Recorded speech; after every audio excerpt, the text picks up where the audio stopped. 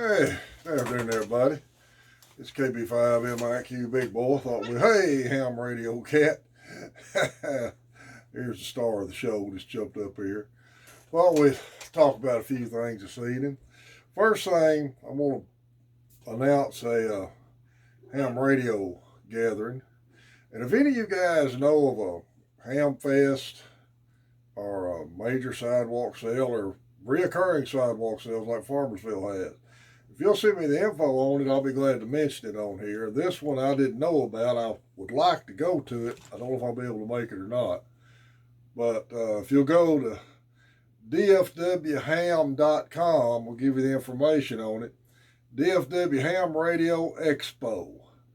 It's going to be June 11th at Music City Mall off Stemmons Freeway in Louisville, Texas. But if you'll go to dfwham.com, you'll be able to get the information on that, and I'll tag a little something on the end of this video about it when we get through with it there.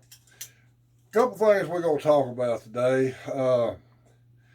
We'll kind of recap on an older video of mine, emergency communications, and I'm going to talk about field expedient antenna supplies. I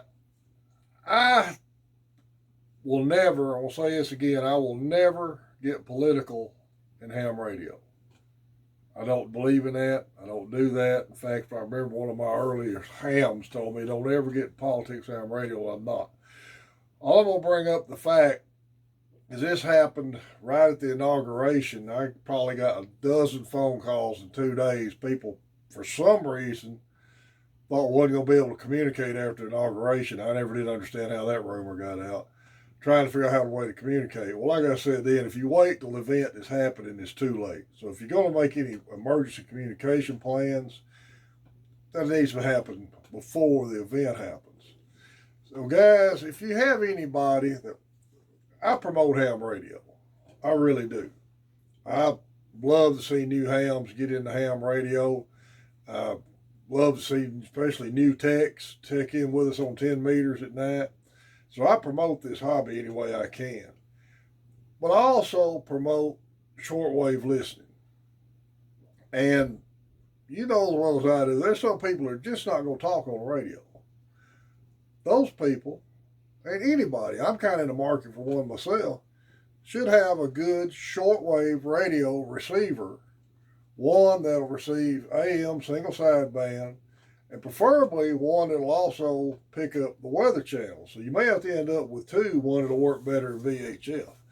But recommend that to people. MTC's got a big selection of shortwave receivers up there, different price ranges. So it'd be a good place to check out that. And I think it's a good thing to have around, especially for weather monitoring.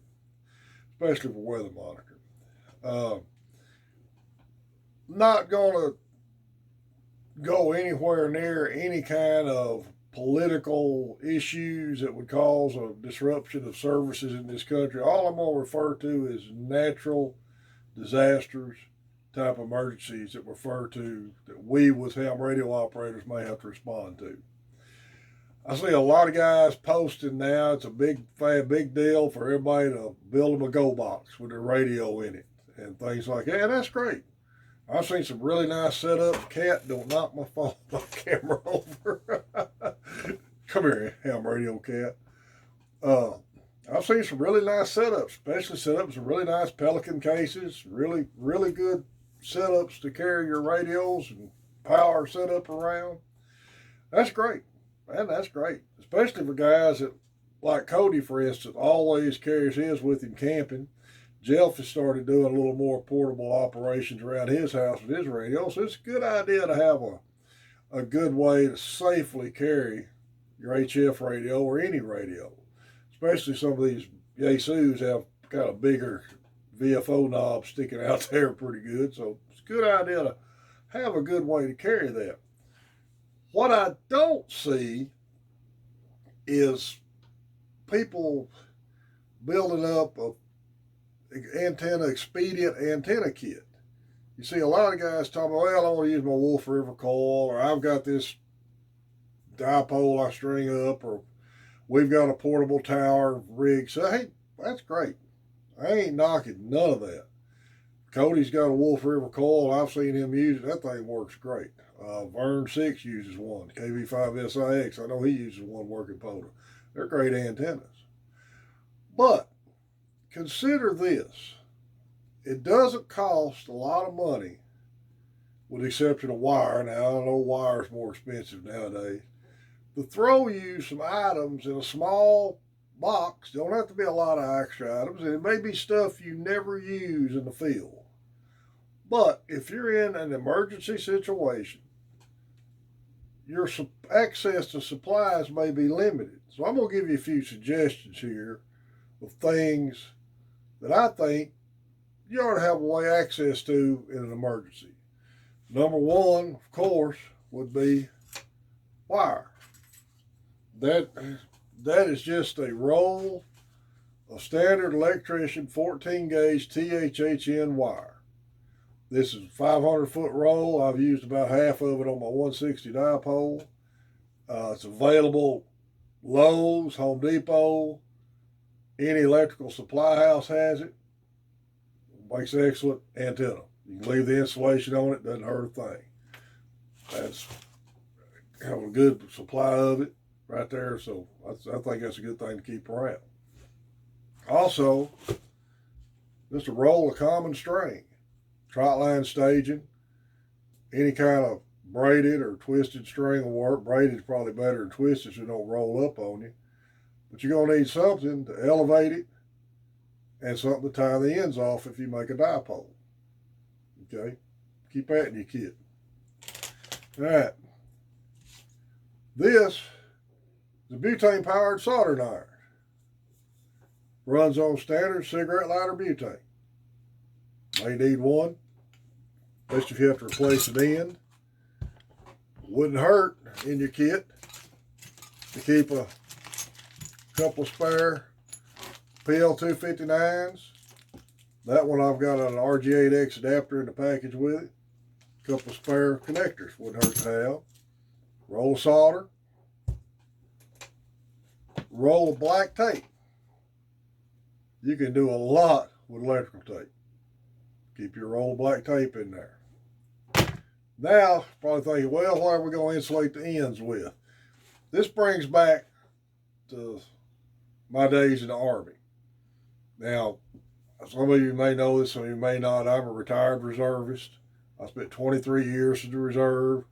All I am is retired military. I'm not considered a veteran. I don't have a campaign ribbon. I was never called up during the time of war. But I'm a retired reservist. I learned a lot in the military. I spent the first 12 years of my career, most of that in a mechanized infantry unit, where I was 11 Bravo. And one of the tasks in 11 Bravo Soldier's Manual was to make a field expedient antenna for use with our field radios. And at the time, we were still using Vietnam-era PRC 77s, or as commonly referred to as a Prick 77 backpack radio, operated 49-50 megahertz range FM, and all the antennas we used was vertically polarized. One of the tasks in the Soldier's Manual was to make a field expedient vertically polarized antenna out of commo wire and using MRE spoons or plastic spoons as isolators and insulators. So, same thing in your kit. These make excellent end insulators. They're easy to drill a hole in with a pocket knife. This is the little heavier duty plastic wire you get at Walmart. It's already got a hole in this end to run a string through. You're making a field expedient antenna. You make it cheap, make it quick. That's just as good as an eggshell insulator that you get from a radio store. Something to think about. Also, we all get too dependent on these tablets, and computers, and phones. And you may be in a position where your phones don't work, or you don't have access to the internet. You got room? Stick a handbook in there with you, or any kind of ham radio related book. Just something to think about. I don't see a lot of people talking about that. And that's just some suggestions. I keep this stuff around the house. I like to build antennas. Jeff got me into antenna building years ago. Cody, Tim, we've all built our own antennas and for different bands, and I keep this stuff around for that all the time. Well, I appreciate everybody who enjoys listening to me. I appreciate all y'all subscribe to the channel. Y'all remember Main Trading Company in Paris, Texas. Um, Great outfit for ham radio gear. His stock's coming up a little better now. Farmersville, Farmersville, Texas. I think they're still doing their first Saturday of the month sidewalk sale. Information will be at the end of this. I'll put something about this dfwhamradio.com. June 11th, we'll have that Ham Radio Expo in Dallas. Y'all remember your club pages, Four States Amateur Radio, Dallas Amateur Radio, Cowtown Amateur Radio, Shreveport, Farmersville Amateur Radio. Other Facebook pages, good information, Ham Radio Flea Market Trading Post, Ham Radio, Amateur Radio Elmers, Texas Amateur Ham Radio. Remember our 10-meter roundtable, Mondays, Tuesdays, Thursdays, Friday nights. We're usually on here at 7:30 Central Standard Time. We try to be on 28,450, but we're always going to be in the novice tech portion. Look for us on 460, 470 if you can hear it, if the 450 is occupied. The call signs to listen for, of course, are KB5MIQ, WD5HKV, W5DLX, and KI5TKY, WW5AH. Those are usually who's in there with us. We love to have people check in with us. Had an Alabama station check in with us last night. He was running 50 watts into a dipole. He was 20 over on us. Band was open really good last night. Thanks everybody who subscribed to the channel. Hope y'all have a great holiday weekend. This is KB5MIQ, Big Boy 73.